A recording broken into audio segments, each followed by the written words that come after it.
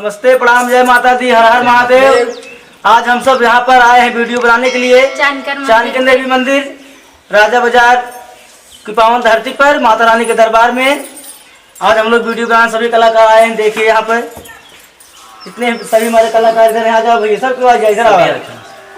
ज़्यादा से ज़्यादा दीपक जौनपुर यूट्यूब चैनल के सब्सक्राइब करें, लाइक कमेंट में जरूर बताएं। जय माता दी। आइए दर्शन कराते हैं।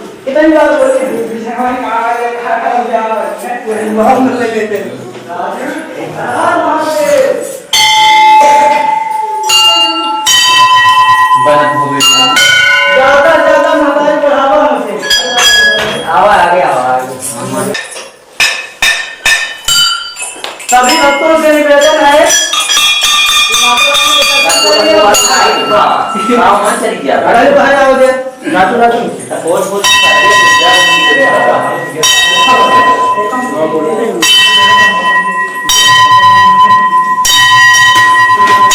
जय माता दी।